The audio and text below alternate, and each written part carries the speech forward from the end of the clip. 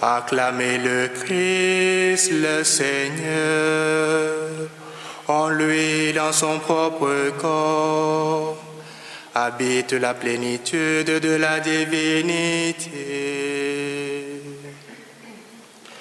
Gloire au Christ, sagesse éternelle de Dieu vivant.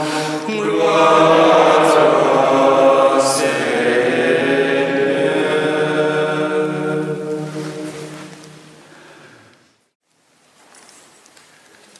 Frères et sœurs, nous sommes bien étonnés du contraste entre le passage de l'Évangile qui précède celui que nous venons de lire et ce passage au Temple de Jérusalem. L'Évangile d'aujourd'hui vient juste après le miracle de l'eau changée en vin au mariage de Cana. Déjà, Jésus avait manifesté sa gloire et avait prolongé et même élevé la joie des noces humaines. Quel contraste! Ici, dans le temple, il s'agit encore d'une manifestation de Jésus. Nous le voyons parce qu'il parle de la maison de mon Père. Nous le voyons aussi parce qu'il parle du temple, du vrai temple, comme de son propre corps. Mais c'est dans une atmosphère tout autre que Jésus continue de se révéler. En fait, sa manière d'agir ressemble vraiment à ces gestes des prophètes comme Ézéchiel, vous savez, qui va cacher une ceinture sous un rocher près d'un cours d'eau et puis qui va reprendre la ceinture et elle est toute abîmée, ou bien qui porte un joug, ou bien qui sort d'une maison comme un migrant. Ici, Jésus agit par un geste très fort et l'atmosphère, c'est plutôt une certaine tension.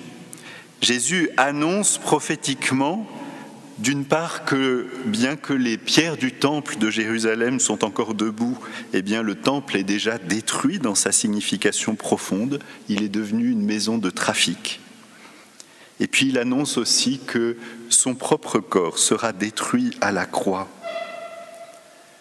Alors c'est vrai, dans cette tension, cette atmosphère de tension, on peut être spécialement sensible à la colère et même à la rudesse de Jésus. J'ai souligné dans la lecture de l'Évangile, il a fait un fouet, il a jeté à terre les choses, il a renversé les tables, il a chassé les gens. Mais aussi, dans cette atmosphère, il faut sentir la tristesse, le drame spirituel.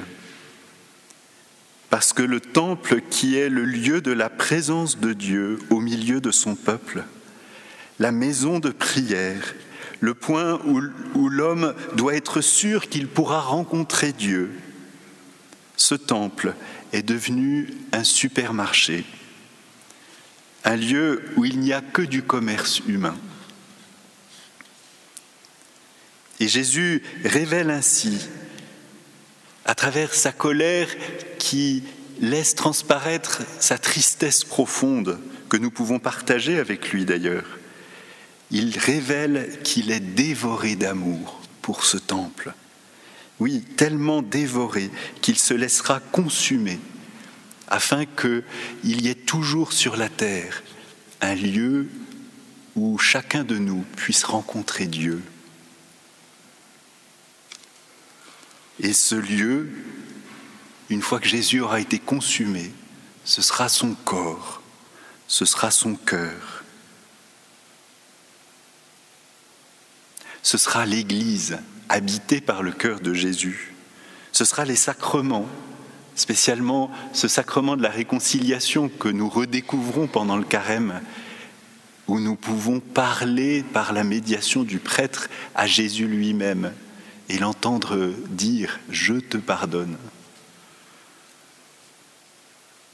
Et puis par les pauvres qui sont aussi cette présence de Dieu au milieu de nous. Vous voyez que cette situation, avec tout ce qu'elle a de tendu, cette situation du temple à Jérusalem nous rejoint en ce temps de carême de bien des manières. Une première manière, ce serait de regarder que nous avons commencé bravement à réaliser nos efforts de carême. Et au lieu de voir des progrès, c'est comme si Jésus renversait tout dans notre vie. Nous sommes secoués. Et la seule chose claire, c'est que nous sommes encore plus pauvres que nous ne le croyons. Et alors, notre pauvreté nous fait peur. Ce qui se passe au temple nous rejoint aussi peut-être parce que nous nous apercevons que nous avons nous-mêmes introduit dans notre vie, et nous comme religieux dans notre vie, de consacrer à Dieu des éléments mondains qui empêchent que l'échange de la prière puisse se réaliser. L'adoration a disparu de notre cœur. Ou encore, ce passage de l'Évangile nous rejoint parce que nous cherchons à rencontrer Dieu. Et dans les lieux où sa présence devait être si facile à trouver, c'est comme si Jésus n'y était plus, comme s'il était absent. Où est le temple admirable où je pourrais m'avancer vers le Dieu de ma joie ?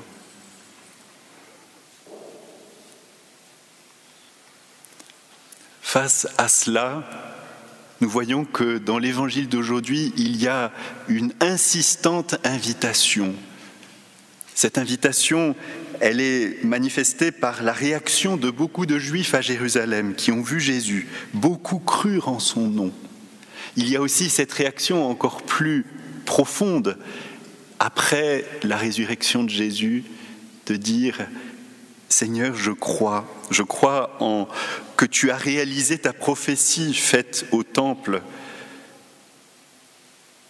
Détruisez ce sanctuaire et en 3 jours je le relèverai. » Oui, face à tout cela qui nous secoue, qui peut nous secouer très profondément, il y a cette invitation à croire. Croire en Jésus qui offre sa vie jusqu'à mourir pour toi. Croire et regarder le visage de Jésus voilé par sa mort d'amour. Croire et espérer, car les disciples ont dû attendre 3 ans avant que la passion et la résurrection de Jésus n'arrivent. Et pour nous aussi, peut-être qu'il y aura des aspects qui se dénoueront plus tard, mais que nous pouvons déjà anticiper par l'espérance. Terminons cette méditation par une question. Si le temple véritable est le corps de Jésus, comment entrerons-nous en lui ? Comment en lui pourrons-nous le louer le Père et l'Esprit Saint en chantant « Seigneur, j'aime la beauté de ta maison et le lieu du séjour de ta gloire. » Amen.